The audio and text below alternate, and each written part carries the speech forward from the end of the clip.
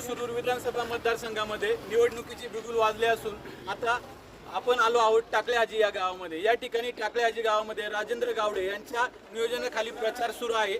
या ठिकाणी असणाऱ्या नागरिकांना आपण विचारू की त्यांची या गावातील प्रचार यंत्रणा कशा प्रकारे ते राबवणार आहेत आणि कशा प्रकारे प्रचार करणार आहेत। काय आहे बाबा नियोजन, आपण पाहूयात कसं आहे यांचं प्रचाराचं नियोजन।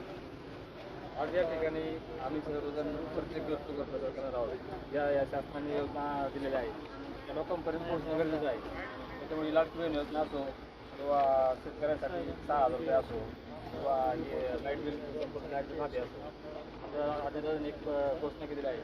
सरकारला संपूर्ण कर्जमाफी करण्यात येणार आहे। तर ह्या सर्व योजना लोकांपर्यंत पोहोचल्या पाहिजे। तर आम्ही ते कसं पोहोचू या दृष्टीने नियोजन करणार आहोत। आता प्रत्येक लोकांना सांगणार आहोत काही सरकार कसं आपल्या कामाचं आहे। रोहित पवार म्हणतायत की ते डिंगे धरणाला बोगदा पाडणार आहेत आणि सगळं पाणी कर्जत जामखेडकडे घेऊन जाणार आहेत। त्याविषयी तुमचं काय मत आहे? ती पाणी थांबवण्याकरता साहेबांनी हा एवढा मोठा निर्णय घेतलेला आहे। जेव्हा साहेब जोपर्यंत आणणार आहे तोपर्यंत आमच्या प्राण्याला कोणीही धक्का लावू शकत नाही। विरोधक सांगतायत की आंबेगावमध्ये जाऊन सांगतायत 42 गावामध्ये त्यांना परिस्थिती चांगली आहे आणि विरोधक 42 गावामध्ये आले की सांगतात आंबेगावमध्ये याची परिस्थिती चांगली आहे। याच्या ही वस्तुस्थिती आहे का? आणि काही एकत्र आपलं देतात सांगून परिस्थिती कायची चांगली विरोधकाला हेच बोलावं लागायचं। आमच्या गावाला यागळं बोलायचं, त्यांच्याकडे गेलं का यागळं बोलायचं आणि तिकडं रोहित पवार आलटवते का पाणी तिकडे न्यायचे, त्यांना आंबेगावकरांना सहवासात घेऊन ते करून विरोधक या ठिकाणी येतात आणि एखाद्या मुलाच्या गळ्यात हात टाकतात आणि त्याला घेऊन सोबत चालतात आणि सांगतात की तू माझ्या सोबत आहे। ही वस्तुस्थिती आहे का? नाही की विरोधक आपल्या जमलं का तसं चाल नेला तसं उडी आणि असं दुसरा भेटलं का त्याला आपल्या जवळ घ्यायचं, हे चालू आहे सध्या। ओळखीचा गैरफायदा घेतला जातो असं तुमचं म्हणणं आहे का? हो। राजू शेठ, या ठिकाणी विरोधक येतात आणि विरोधक येऊन तरुणांना गळ्यात हात टाकतात आणि त्यांना आपलंसं करण्याचा प्रयत्न करतात। याविषयी तुमचं काय मत आहे? खरं तर नामदार वळसे पाटील साहेबांच्या आश्रयानेच 10 वर्ष भीमाशंकर, 7 वर्ष मनसर कृषी उत्पन्न बाजार समिती चेअरमन, कारखान्याचीच गाडी, कारखान्याचाच ड्रायव्हर, कारखान्याचाच PM, मार्केट कमिटीची सगळी यंत्रणा आणि ह्या परिसरात सगळे ऊस उत्पादक असल्यानं कामानिमित्तानं चेअरमनकडे जावं लागत होतं आणि त्याचा परिचय असला की मीच केल्याचा बनाव करून लोकांना ओळखी सांगून थोडे भावनावश करण्याचा प्रयत्न केला जातोय।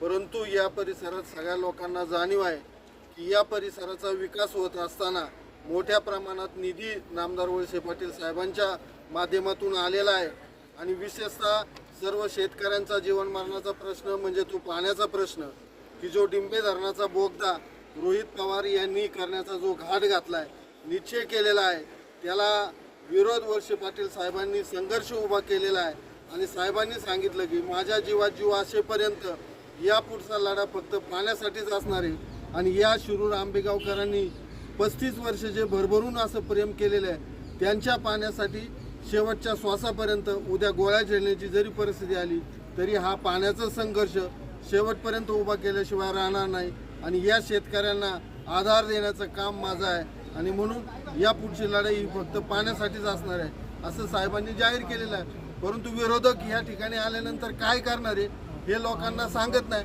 फक्त निष्ठेच्या गप्पा मारतात, भावनावेश करण्याचा प्रयत्न केला जातो, ओळख असल्याचा प्रयत्न सांगितला तर एखाद्याचं नाव घेतलं जातं। पण तुम्ही भविष्यामध्ये या भागासाठी काय करणार आहे? आमच्या शिरूर तालुक्यातील 42 गावामध्ये हीच सगळी परिस्थिती आहे। विरोधाभास निर्माचा करणं, इकडे आल्यानंतर सांगतात की आंबेगावची जनता आमच्याशी पाठीशी, पण आम्ही इथं स्थानिक मंडळी आहे, आम्हाला सगळ्यांना माहिती आहे या 42 गावामध्ये नामदार वळसे पाटील साहेबांच्या माध्यमातून भरघोस असा निधी आला आहे। आज या टाकळ्याच्या ठिकाणी आहे, ह्या एकट्या गावामध्ये 45 कोटी रुपये साहेबांच्या माध्यमातून आलेले आहेत। अशा प्रत्येक गावामध्ये करोडो रुपयाचा निधी आलेला आहे। या भागातले सगळ्यात महत्त्वाचे प्रश्न पाणी आणि लाईट या दोन्ही गोष्टी साहेबांच्या माध्यमातून मुबलक प्रमाणात आहे। त्यामुळे या शेतकऱ्यातील या परिसरातील सर्व शेतकरी नामदार दिलीपरावजी वळसे पाटील साहेब यांच्या पाठीमागे ठाम आहेत। घड्याळाच्या चित्रावरतीच त्यांनी पाहू शकतो की बेट भागातील जनता ही संपूर्णपणे दिलीप वळसे पाटील यांच्या सोबत आहे। नामदार दिलीपराव वळसे पाटील साहेबांचा